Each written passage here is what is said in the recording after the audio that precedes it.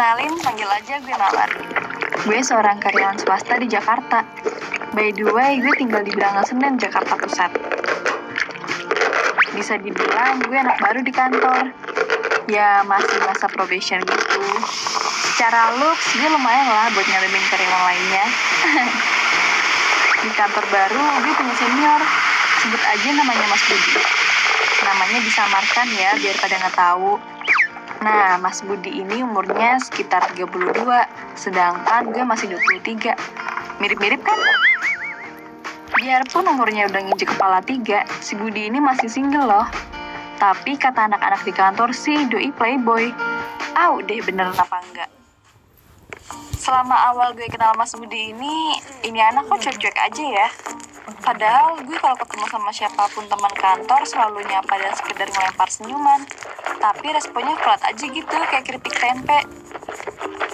Ya cuma terkadang kita ketemu pas lagi jam makan siang di kantin kantor. Jujur, emang gue akui, Budi punya karisma layaknya fuckboy. Apa mungkin karena anak-anak kantor bilang dia itu playboy? Jadi cara mandangnya jadi beda gitu. Hal ini yang makin bikin gue penasaran sama Budi. Udah bisa dipastiin kalau cewek itu selalu penasaran sama yang namanya cowok cool dan cuek. Tapi sebelum lanjut nyeritain Budi, gue mau kasih gambaran ke kalian tentang keluarga gue dulu ya. Tenang. Keluarga gue bukan keluarga geledek. Tapi bisa dibilang keluarga gue adalah keluarga yang amat sangat kolot. Mungkin karena kita orang rantau kali ya. Jadi masih memegang prinsip yang konservatif gitu. Orang gue deket sama cowok aja auto dipelototin sama bokap nyokap. Bisa-bisa gue diseramahin siang malam tuh nyampe mampus. Makanya gue ngisi kesendirian ini dengan sering nge-gym. Ya lu tau lah di usia kayak sekarang ini temen gue udah pada sibuk sama pasangannya masing-masing. Ya palingan sisa yang masih jomblo-jomblo karatan belum laku. Termasuk gue sih. Back to the topic, sebagai karyawan baru yang gak mau dianggap songong sama senior, gue berusaha stay humble ke semua orang. Termasuk Mas Budi yang gue anggap senior alias abang-abangan kantor. Dan perlahan-lahan akhirnya kita jadi deket. Ternyata di balik sikapnya yang cool abis, dia bisa seasik ini nih kalau ngobrol sama gue. Bahkan candaannya yang ngocol abis bikin gue happy. Lama-lama deket sama dia, timbul juga rasa suka gue ke Mas Budi ini. Apakah jiwa jomblo gue meronta pengen diakui kalau gue bisa disukai sama cowok yang dicap playboy? Akhirnya kita makin deket. Gue sering banget diajak makan bareng, nonton bareng. Tapi ya setiap pulang ke rumah gue, dia cuma bisa antar sampai ujung gang doang. Ya gitu deh, kalau bokap nyokap tahu bisa kacau lah.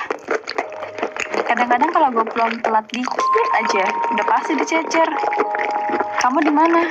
Dengan siapa? Semalam berbuat apa? Itu mah lagu Yolanda ya. Ya pokoknya dicecer gitu deh.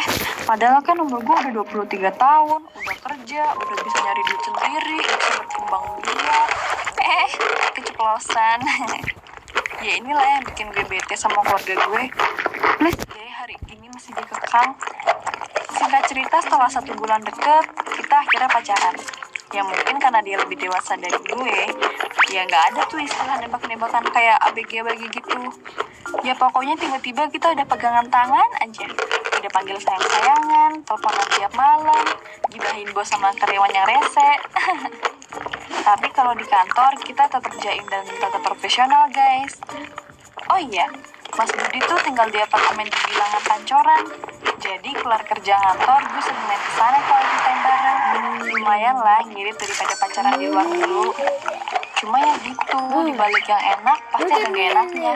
Soalnya kalau masuk apartemen kan, paling gak enak tuh diliatin satpam. Pulang dari sana, biasanya gue dianterin ke stasiun kereta. Soalnya kalau dia nganter gue, bisa kejebak macet dan malam banget nyampenya. Lu tau sendiri lah gimana macetnya Jakarta. Nah, tiap balik dari apartemen, gue selalu punya 1001 alasan buat menampung kuesioner bokap nyokap gue.